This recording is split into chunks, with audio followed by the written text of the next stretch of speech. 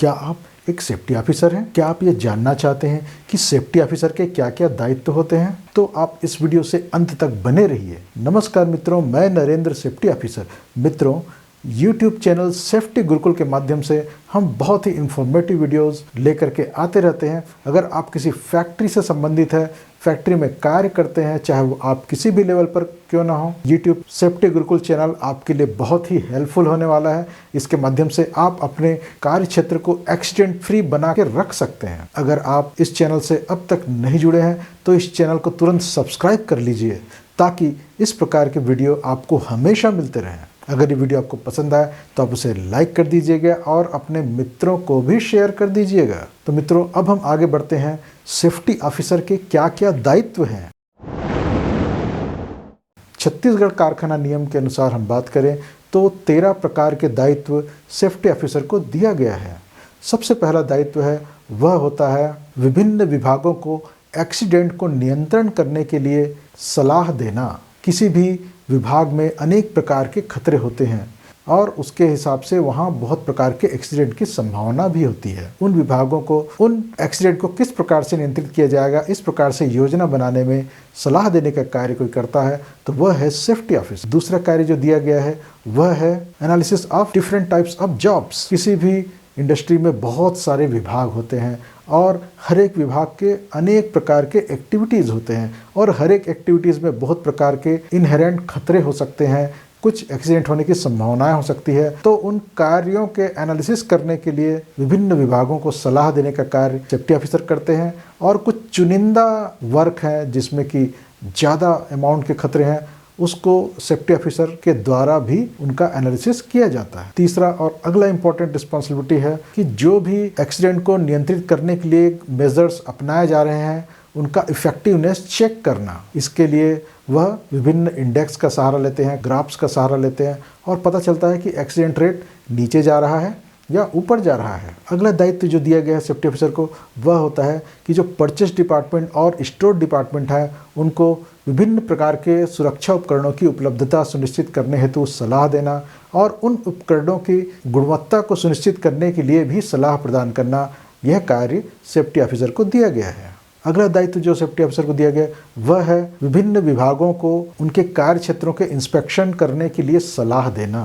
विभिन्न विभाग में अनेक प्रकार के कार्य परिस्थितियाँ होती है, अनेक प्रकार के खतरे होते हैं, तो उसके हिसाब से किस प्रकार से इंस्पेक्शन किया जाए तो उसके बारे में सलाह भी सेफ्टी ऑफिसर प्रदान करता है।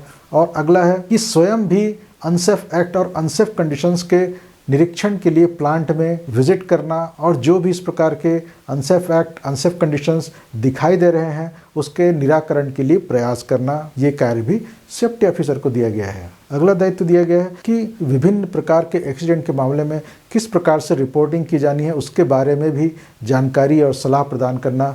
ये कार्य भी सेफ्टी ऑफिसर का है। जैसे कि किसी व्यक्ति को चोट लगने पर फॉर्म 22 के माध्यम से सूचना प्रदान करना और आगजनी या विस्फोट के मामले में फॉर्म 23 के द्वारा, और भयावह घटनाएं जैसे कि स्ट्रक्चर कोलैप्स होना, लिफ्ट का गिरना इत्यादि मामले में फॉर्म 24 के माध्यम से सूचना फैक्ट्री इंस्पेक्टर को प्रदान करना, इसके बारे में सलाह देना। ये कार्य भी सेफ्टी ऑफिसर का है। अगला है एक्सीडेंट का इन्वेस्टिगेशंस करना। विभिन्न प्रकार के एक्सीडेंट को अलग अलग स्तर के लोगों द्वारा इन्वेस्टिगेट किया जाना चाहिए। तो अधिकांश छोटे एक्सीडेंट, नियर मिस प्रकार के एक्सीडेंट, नॉन रिपोर्टेबल टाइप के एक्सीडेंट और रिपोर्टेबल टाइप के एक्सीडेंट, इनका इंस्पेक्शन करना और रिपोर्ट बनाने के लिए सलाह देना, ये भी कार्य सेफ्टी ऑफिसर को दिया गया है। अगला है भारतीय कारखाना अधिनियम के सेक्शन 108 में कुछ डेंजरस ऑकरेंसेस की लिस्ट दी हुई है। तो इस प्रकार के मामलों में अगर औद्योगिक रोगों के फैलने की संभावना हो, ऐसे मामले को इन्वेस्टिगेट करने का कार्य सेफ्टी ऑफिसर करते हैं। विभिन्न प्रकार के एक्सीडेंट रिलेटेड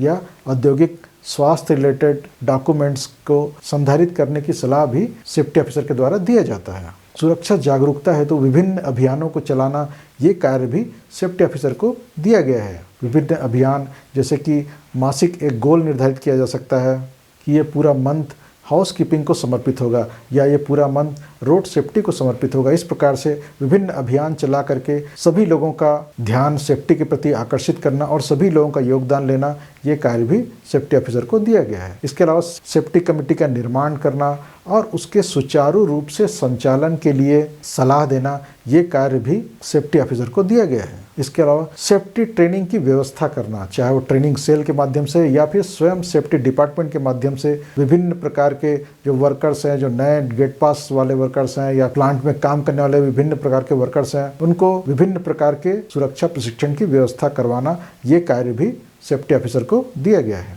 तो मित्रों, ये 13 प्रकार के दायित्व सेफ्टी ऑफिसर के लिए निर्धारित हैं और ये भी कहा गया है कि इन दायित्वों के अलावा किसी भी अन्य प्रकार के दायित्व का निर्वहन न तो सेफ्टी ऑफिसर के द्वारा किया जाएगा, न ही उससे ऐसी अपेक्षा की जा सकेगी। यह भी रेस्ट्रिक्शन छत्तीसगढ़ कारखाना नियम के द्वारा किया गया है। मित्रों, वास्तव में सेफ्टी ऑफिसर फैक्ट्री के ऑक्यूपायर के एक सलाहकार के रूप में कार्य करता है, ताकि ऑक्यूपायर का जो हेल्थ और सेफ्टी रिलेटेड जो दायित्व है उसके पूर्ति में वह सलाह दे सके। तो मित्रों, आज के लिए इतना ही। अगर ये वीडियो आपको पसंद आया हो तो इसे लाइक कर दीजिए और अब तक अगर आप इस चैनल से नहीं जुड़े हैं तो इस YouTube चैनल सेफ्टी गुरुकुल को सब्सक्राइब कर लीजिए, ताकि इस प्रकार के इन्फॉर्मेटिव वीडियो आपको हमेशा मिलते रहें। तो मिलेंगे अगले वीडियो में, तब तक के लिए नमस्ते जी, जय हिंद।